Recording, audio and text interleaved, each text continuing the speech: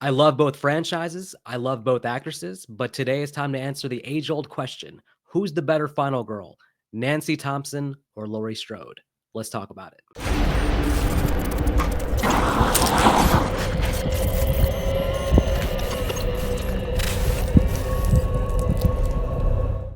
Hey guys, Vic here with another video, and today we're talking beloved final girls, Nancy Thompson and Laurie Strode. Now, believe it or not, it's been 40 years.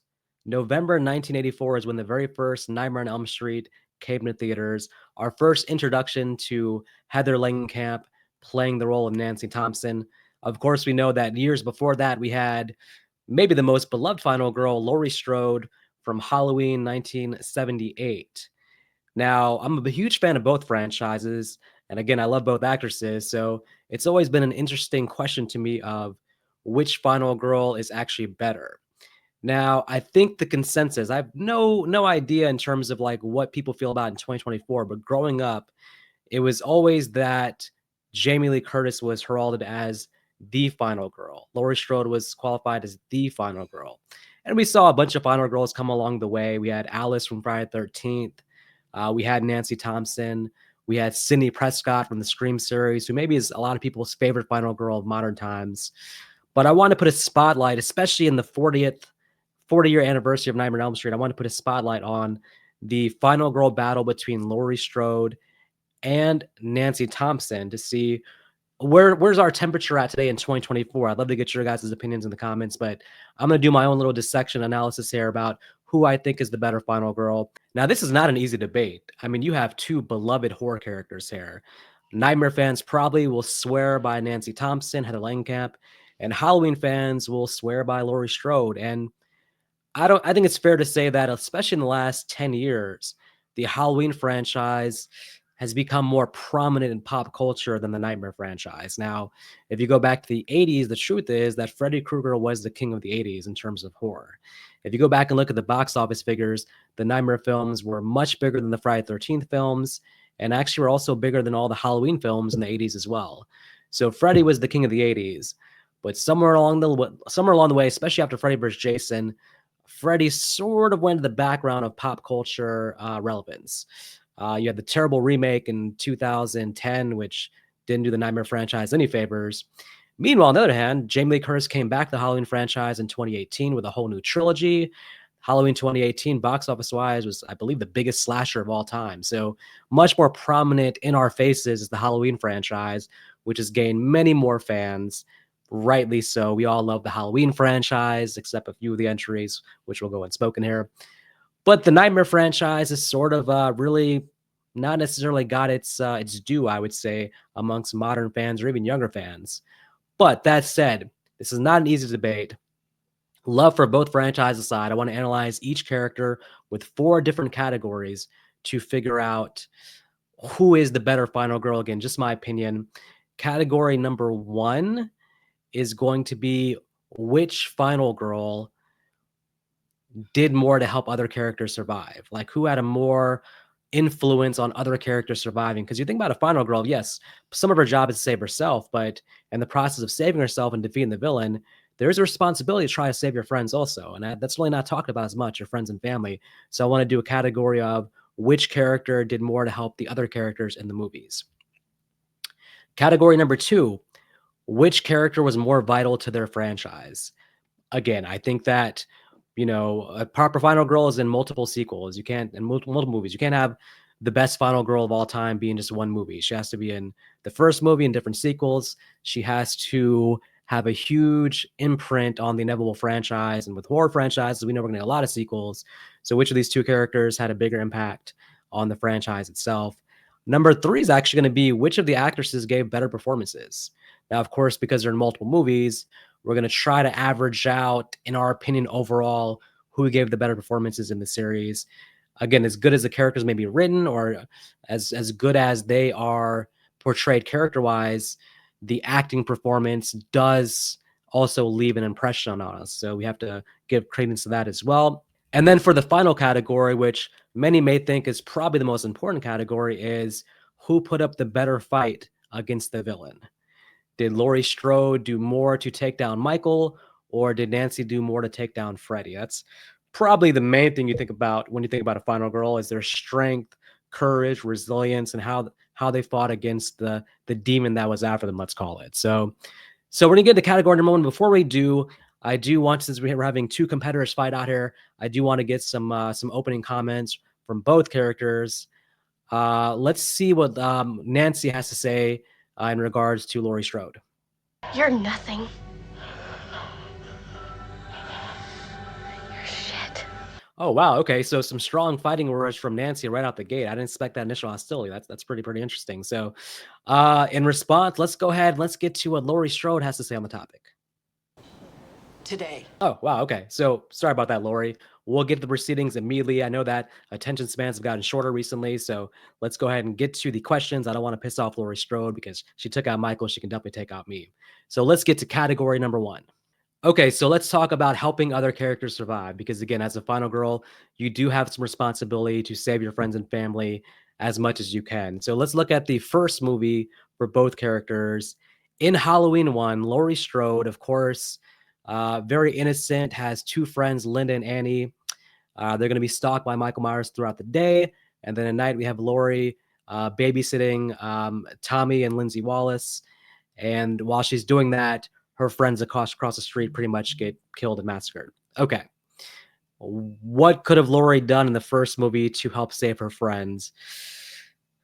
Not much. It was all done pretty low key. While she was babysitting the kids, she thought she was being a good friend by, helping Annie out with the babysitting. And then, by the time she's talking to Linda on the phone, Linda's already being strangled, which she confuses with other things. So there's not much Laurie can do in the first movie, so I can't fault her too much for not saving her friends' lives. Michael Myers was a stealth assassin in part one and did everything very low key with intent until he finally was able to lure Laurie into the house to then prey upon her. And then Laurie, though, at the end, she does a good job of protecting the kids. I mean, when the kids are in danger, she definitely, she sends them away. And you do get the feeling that even if Michael had gotten close to her, that she would have done anything she could to sacrifice herself for the kids. So Laurie, for me, does a good job in the first movie, but not much actual saving. I mean, if anything, Donald Pleasance was kind of Dr. Loomis was the more savior type character in the first one, because he comes in the nick of time to shoot him 6 times and then take out Michael. So, but let's move on to Halloween 2. Laurie, who has been victimized by Michael, now spends most of the movie in the hospital, which is a curious decision. And Laurie's basically going to have some delusional dreams or some traumatic visions, and doesn't really participate much in the movie. Now, most of Halloween 2 is the hospital staff being slaughtered. Could Laurie have done anything to make things better for them, to help them against Michael? Not really. I mean, you could make an argument that they all get slaughtered because Laurie's at the hospital. So maybe indirectly she actually caused a lot of deaths there. But the end of Halloween 2, Laurie, again in the bathroom, sort of bailed out again by Dr. Loomis. Okay, so I'm going to say again, Halloween 2, Laurie doesn't much do here to save anybody else, but also it's because she's kind of made incapable in part 2 by just being in the hospital the entire movie. Okay, so Halloween H2O. Here we go. Laurie, older, wiser, more protective, has kids now, more in a position to actually save people. She does help out.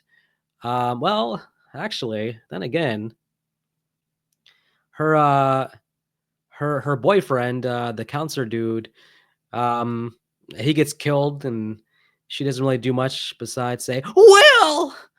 I just don't know how he confused Michael Myers for LL Cool J. I know there was, some shadows there and some funky lighting going on, but I don't know how that happened.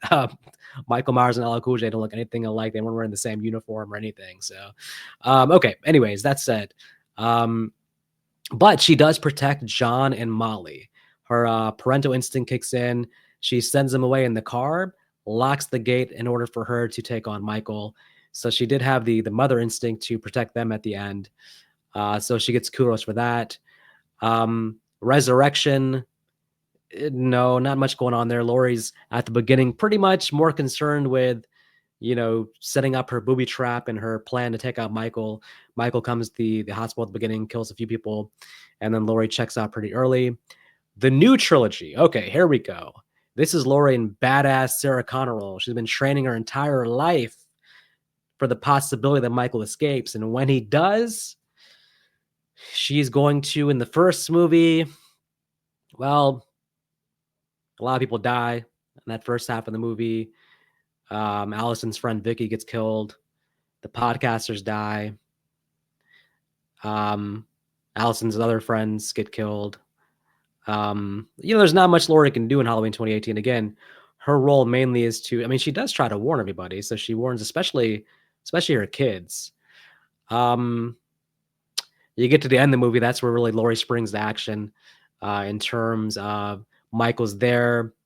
Michael kills the father dude, Allison's father. Did Laurie do anything to help the father? No, not really. But I guess she could have came out the house guns blazing and just try to shoot Michael, but she took a more stealth approach, which maybe is the right approach to Michael.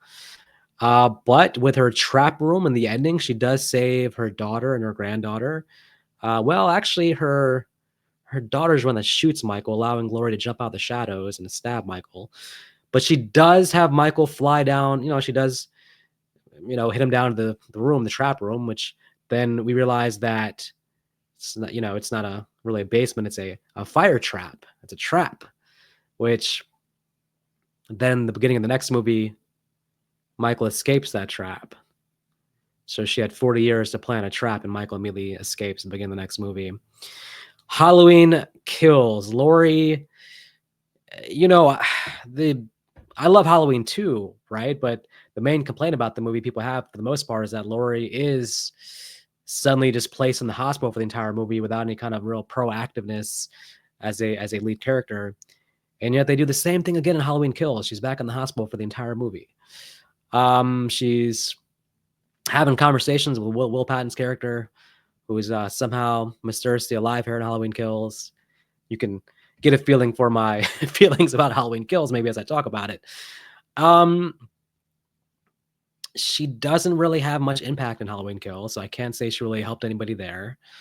Her daughter's killed at the end, so she didn't really do anything to save her. But again, her role in the movie was pretty much not really to be a savior here. She just is here to take on Michael in a final battle, and Halloween ends. Now, Halloween ends. Laurie, again, has recovered from the hospital and mentally has gotten over Michael completely, is living almost worry-free at Haddonfield, which probably should have been her characterization in Halloween 2018. She should have worked up to, being Sarah Connor versus turning from Sarah Connor into what she is in Halloween Ends. But that's, again, for another video. Halloween Ends. It's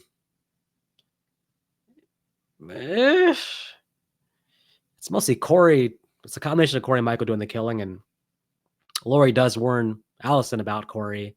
She tells him, she shouldn't see him. At the end, she does save future massacres in Haddonfield by killing Michael Myers. I will give her credit for that. So Laurie, I'm going to give maybe a B rating in terms of her. I'm going to give her a B, I think, in terms of helping others, because there's not really that many situations in these movies where she's in a position to actually warn people, help people. She does do a lot of that in Halloween 2018. She warns her family. So as a family figure, she is always on top of protecting people like Allison, John, her daughter, except in Halloween Kills when her daughter's killed. But that wasn't her responsibility, I don't think, at that point. She couldn't really do anything. So I'm going to give Laurie a solid B. She didn't do anything to avoid her responsibility to help others survive. And in fact, the new trilogy, she embraced her responsibility to try to save people. But yeah, a lot of people died in the process of Michael going after Laurie. So she was sort of indirectly responsible for a lot of deaths herself. But again, that's not her fault. She can't control her brother being on some kind of weird mission to kill her. So, all right, let's go to the other side now. Let's go to Nancy Thompson, Nightmare Part 1. Nancy, innocent teenager who realizes that she's having dreams and her friends are having dreams, and something weird's going on. And, the very first death of the movie is her friend Tina. Kind of comes out of nowhere. There's not much that Nancy can do to prevent that. But Nancy does get pretty proactive as the movie goes on, trying to figure out the mystery of Freddy Krueger. Figuring out, like, who is this person in my dreams? What's the relationship between real life and dreams? Can you die in your dreams? Reading books on the topics, trying to do the research here, bringing Johnny Depp into Glenn into the fold to try to warn him, bring him in to help her with her plight, have Glenn watch her as she goes in her dreams because she knows that maybe there might be some problems here as she goes into her dreams. So she's pretty proactive in the movie. In terms of saving people, well, there wasn't much she could do about Tina. And then in terms of Rod, she gets to the jail and she tries to help, but it's too late as Rod gets basically hung while he's sleeping. Not much she can do there. And then in terms of Glenn's death, Glenn's parents made things very difficult by taking the phone off the hook, and there's not much that Nancy can do there, except sit in her room and say, "Glenn, don't fall asleep," which I appreciate that, Nancy, but that's not really going to get it done as Glenn gets stuck in the bed and a volcano of blood flies out. Such a horrific death for poor Johnny Depp. But she does proactively take on Freddy at the end. But overall, in the first movie, I'm going to say that, well, I guess by defeating Freddy within the storyline, it depends on how you count the ending of part one. That batshit ending of part one. Did her friends actually come back to life at the end when they're in that car? Is that real life or is that still a nightmare? If her defeating Freddy actually brought her friends back to life, whew, this is an easy decision. But I think most of us probably feel like the end was some nightmare with terrible special effects for a nightmare as the doll of the mother gets pulled back into the house. Okay. Nightmare 3. We're not going to talk about Nightmare 2 because Heather Langenkamp wasn't in that one famously, of course. But part 3, we're back. And this is where I think that Nancy shines in this category. Because if we're talking about what did you do to help others survive, Nancy's here in an authority role and sort of a guidance role to help out the Dream Warriors. The Dream Warriors, who, of course, are going to be the next victims on Freddy's hit list. What would this movie have been like? What would that journey for them been like without Nancy there to guide them? Now, of course, she couldn't save all of them because, Freddy's a badass and was going to kill some of them no matter what. But I mean, Kristen, Joey, Kincaid, Nancy really helped out people here in a non-traditional role, being a final girl coming back into a new movie as a guidance figure for the new teens being targeted. So you have to give a lot of props to Nancy in this role because she does do a lot to help them defeat Freddy. And even, you could say, sort of sacrifices herself in a way at the end. Big props for this in this one. And then we get a huge break where there is no Nancy because she dies in part 3, but then she comes back in Wes Craven's New Nightmare, which is actually the 30th anniversary of that movie. And this one is more about, it gets to what Laurie Strode is doing in H2O in the new trilogy, which is she now is the mother and the parental figure, and she's doing her best to just protect her child, essentially. So there's deaths in this movie that I don't think Nancy really had much to, well, I'm calling her Nancy. Actually, in this movie, she's Heather. There's not much that Heather could do in terms of, saving the babysitter who Freddy wants to play skin the cat with. Her husband, not much she could do to save him in the movie. But she does play the parental figure very well in terms of like doing everything she can to save her child. Even running across the highway in crazy, I live near DC, in crazy DC-like traffic, getting hit by a car even. And yes, I'm counting New Nightmare, even though technically it's Heather, not Nancy, but the whole purpose of the movie is to get Heather to play the role of Nancy again in order to finally defeat the demon that's cosplaying as Freddy. So we're counting that. Whew, okay, so looking at both of them, I think the fact that they both naturally did great in terms of being parental figures, protecting their children, although Laurie has the one red mark of her daughter actually being killed by Michael Myers is sort of on her watch. But I think I'm going to give a B plus to Nancy because I think that, again, I think her role in the Dream Warriors, helping them, who then helped out Alice in part 4, who then Alice can help out people in 4 and 5. There was a spiraling effect from Nancy's role in Dream Warriors that I think might have saved more lives than anything that Laurie Strode did. So for the first category, that point is going to Nancy. Category number 2, who is more vital to their franchise? Now, this is a tough one because the original Halloween is sort of considered the grandfather of the slasher movies, even though I would say both Psycho and Black Christmas probably can share in that as well. But Halloween was responsible for so many slashers coming from that. Friday the 13th famously was, Sean Cunningham wanting to rip off Halloween and profit off that. So the slasher craze of the 80s might have been sort of responsible for eventually Wes Craven getting a chance to do his script of Nightmare on Elm Street. So it's almost like Laurie Strode and the first Halloween movie are so important, not just to their own franchise, but to other franchises getting started. So that alone makes it very hard for me to go against Laurie Strode here. But then you go into the point of how much of the Halloween franchise and the success of it do we put at the lap of Jamie Lee Curtis, Laurie Strode? In those first 2 movies, even though she is our final girl, she kind of splits responsibility with Dr. Loomis. And I think that horror fans probably gonna have a debate of like who is actually the main protagonist of the first 2 Halloween movies. I mean, Donald Pleasance gets first billing in those movies, I think just because theoretically at that time, especially in the first Halloween, he's a bigger star than Jamie Lee Curtis. They share top billing in the second one. But Donald Pleasance has more of a role throughout the second Halloween just because Laurie's like comatose in the hospital. And in the end, you can say it's a shared taking down of Michael at the end. Okay, fair. But Nancy in Nancy in Nightmare 1, clear final girl, clear protagonist. She's not splitting this role with Johnny Depp. It's not in contention that her and her dad, Bob Saxon, are in any kind of competition for who's like the main protagonist here. The weight of the world is on Nancy's shoulders in part 1.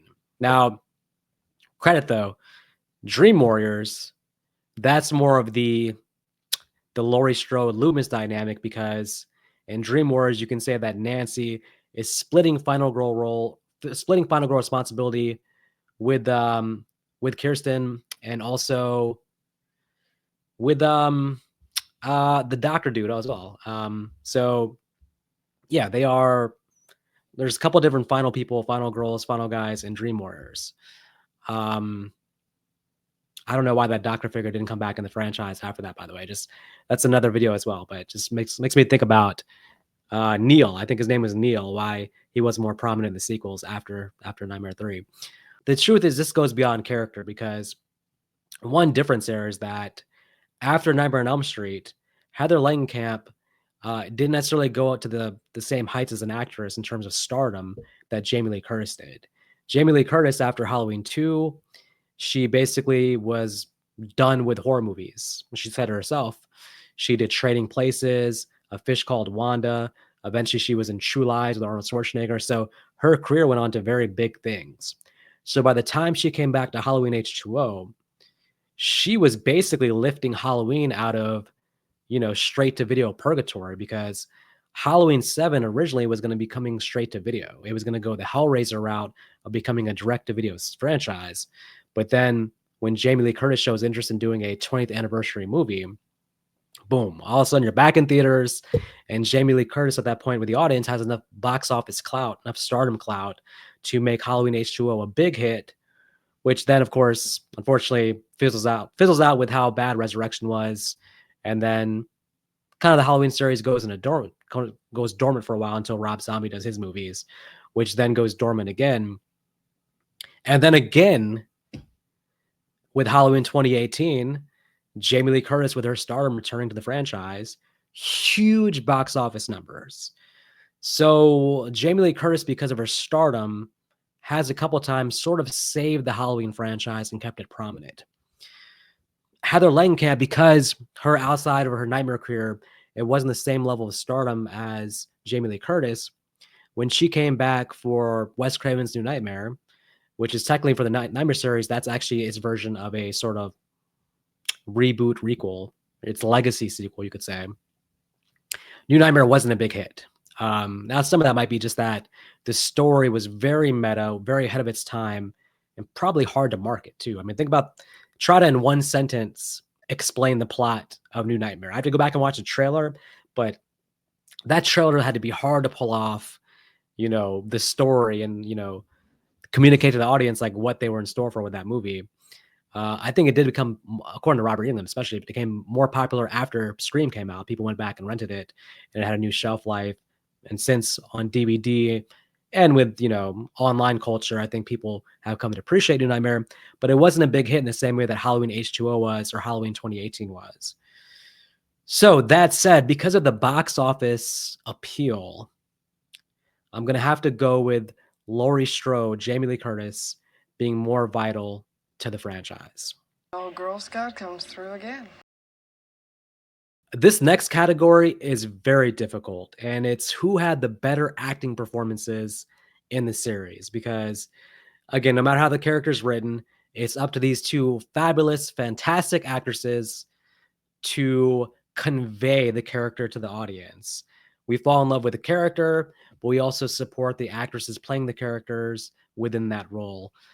So, who gave the better performances? Now, this is going to take a lot of nuance because one thing off the bat you can think about is that Laurie Strode just has more performances in her series. I mean, she's in Halloween, Halloween 2, Halloween H2O, the new trilogy. So that Laurie has better cracks at giving good performances than Heather Langenkamp did. But who actually gave the better performances, the standout performances?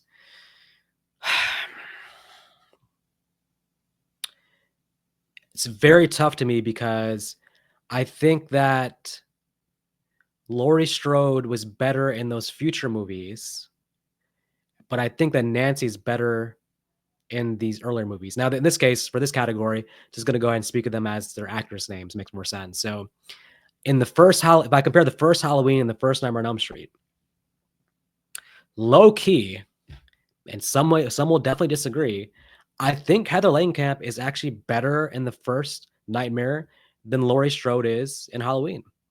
I think that Laurie Strode, for most of the movie, I think Jamie Lee Curtis, for most of the movie Halloween, doesn't really do much in terms of acting.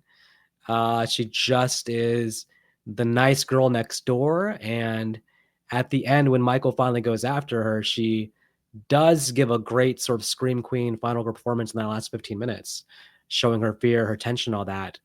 But what Heather Langenkamp pulls off in Nightmare is not only the nice girl next door thing to start off the movie with, but then like a slow descent into paranoia and tension.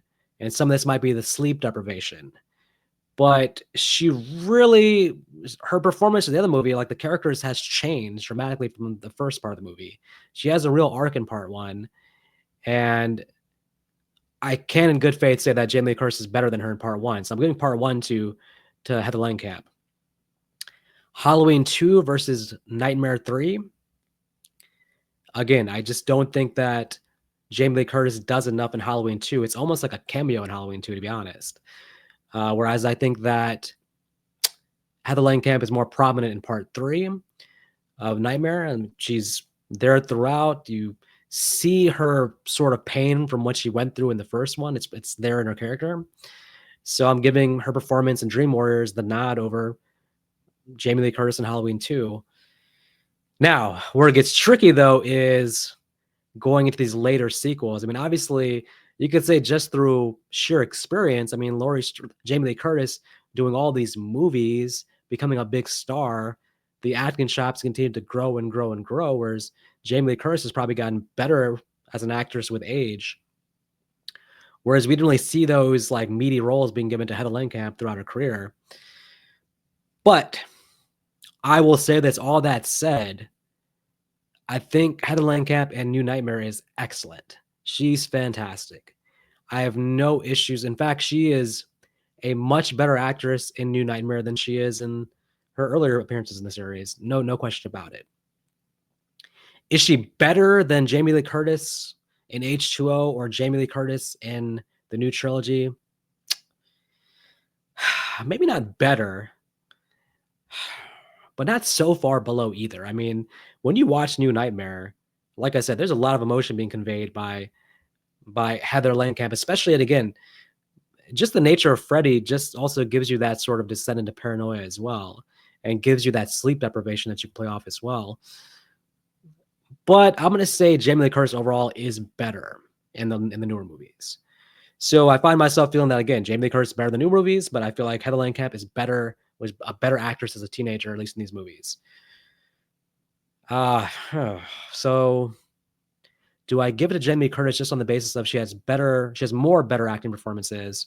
But that seems unfair to Heather Langenkamp because after New Nightmare, the series just pretty much was done in terms of her participation and maybe just done in general. You know, I'm gonna give this one a tie because I think that if she's better in the old movies and she's better in the newer movies, I feel like I'm just gonna give it a tie. So, all right, now we're in the final category that's gonna determine who takes it all. Laurie versus Nancy. Place your bets. I'm so glad that line wasn't actually in Freddy vs. Jason. But anyways, so the final category, which probably is the first thing you think about when you think about a final girl, is who put up the better fight against their villain. So with Laurie, we have her lifelong issues with her brother, Michael Myers, or I guess not her brother, random guy who attacked her 40 years ago in the new trilogy. And with Nancy, Freddy kind of treats her as the one who got away, and she's going to have a lifelong issue with Freddy also, even transferring over to the actress playing Nancy, Heather Langenkamp. Okay. Who put up the better fight? Well, I'm going to say this.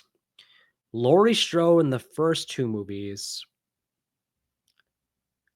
she didn't really defeat Michael Myers. She did, but she had a huge assistance from Dr. Loomis. And at the end of part one, when it's all said and done, Laurie probably was toast before Loomis runs up the stairs and shoots him 6 times. So I can credit Laurie as a victory over Michael in the first movie. She had help. In Halloween 2, Loomis saves the day again. I know that somehow Laurie being a perfect shot, shooting Michael perfectly in the eyes twice, amazing shot. But still, Loomis kind of comes with a plan at the end and then sends her out while he sacrifices himself, blowing him and Michael Myers to smithereens. Of course, they both survive, so that's sort of irrelevant. But part 2, I can't really credit again for giving the full-blown victory of Laurie over Michael. She had huge assistance in those movies. Nightmare, I think I can credit Heather Langenkamp, Nancy Thompson for defeating Freddy. We go to Dream Warriors. Well, Nancy had help there, of course. It was the entire Dream Warriors taking on Freddy. She definitely had help from Kirsten, but I give her sort of maybe half the credit of taking out Michael in that movie, or sorry, taking out Freddy in that movie, simply because she actually captured Freddy's attention. Freddy did want to take her out in that movie for sure, but you got to give a lot of credit to Neil too. Neil played kind of a Loomis role there, bearing the bones, bearing the body was really the thing that took out Freddy in that movie.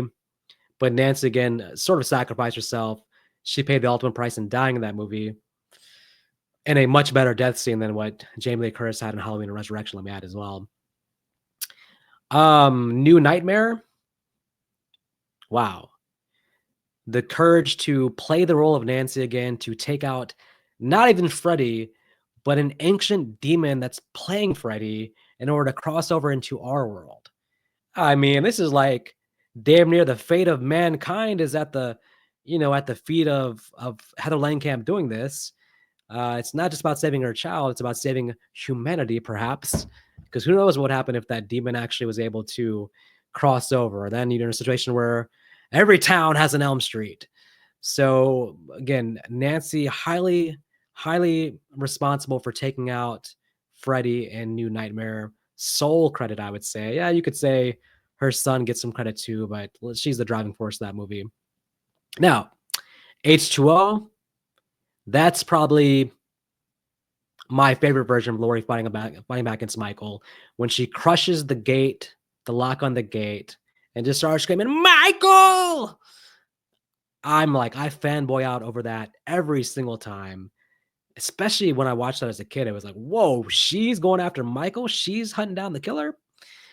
It's just too bad I can't count that movie as a victory because she chopped off the head of a paramedic. So, oh, no, I just don't. I did a video saying it's all bullshit. It wasn't a paramedic, but in canon, in that movie, she can celebrate, but Michael's walking off in the woods with a paramedic costume to continue a killing spree and going back to deal with some danger tainted bullshit. So I don't know. I mean, and Resurrection, she just has to know. She has to make sure that it's Michael in the mask.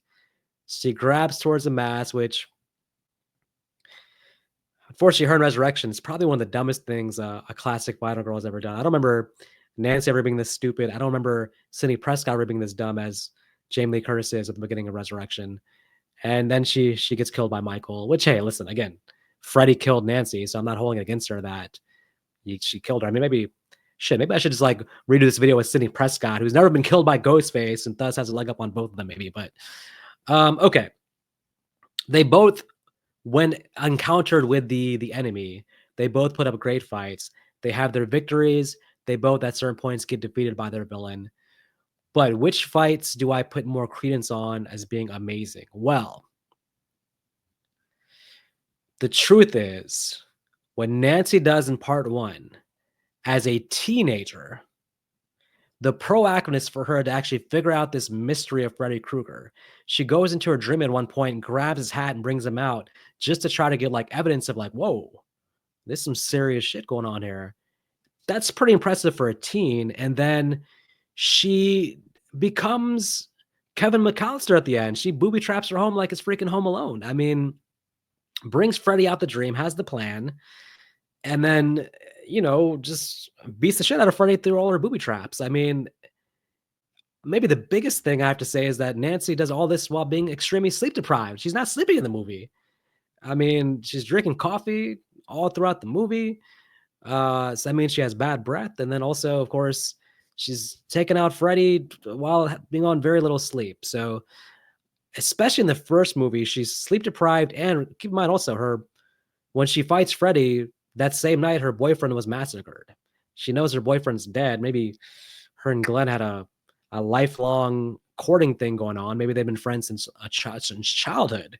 So she knows that. She still just does her plan to take on Freddy at the end. So you got to say, like, in the annals of time, like, Nancy's fight against Freddy in the first movie is probably the most bold, the most proactive, the most, hey, I'm coming with a plan to take out the guy. Much more than, Laurie Strode in Halloween's part 1 or 2. Again, I give her credit for H2O, but I mean, she killed that poor paramedic. Okay, well, now the reason why it's more impressive than what Laurie does in the new trilogy is because Laurie in the new trilogy has spent 40 years preparing for Michael Myers. She's learned how to shoot guns. She's learned how to, be in combat. She's well prepared mentally and physically to take on Michael. It's just not the same thing as Nancy living her life in part 1 and then being forced into immediately take on the killer, or even Heather Langenkamp just being an actress in New Nightmare and being forced in the situation to take on a demon. So what Laurie does in the new trilogy is not as impressive. And then again, you think about it, she had 40 years to come up with a fire trap, and somehow it doesn't actually take out Michael. Michael's back in Halloween Kills. And then Halloween Ends. I mean, her fight with Michael at the end, I don't really buy that in a straight up physical struggle that she actually takes out Michael. It's hard to believe, but it's easy to believe, I guess, when you think about how weak Michael is in Halloween Ends. Her beating up Michael in Halloween Ends, the impact is less when you think about Corey going in the sewer, whooping Michael's ass, taking the mask. Once you get beat up by Corey, getting defeated by Laurie is like pretty much expected. So, as I think about it, I really do think that the winner's going to have to be Nancy Thompson. Her performance against Freddy in part 1 is a more epic final girl performance than anything I've seen Laurie Strode do. And because she won this category, that means our final winner, Nancy Thompson. Okay, folks, of course, this is all very subjective. In the comments, please let me know who you think is the better final girl. If you want to give some evidence, either way, just give your comments, let me know. And maybe next time I'll throw Sydney Prescott this, because as I thought about it, Sydney will really kill in these categories too. So until next time, you guys take care.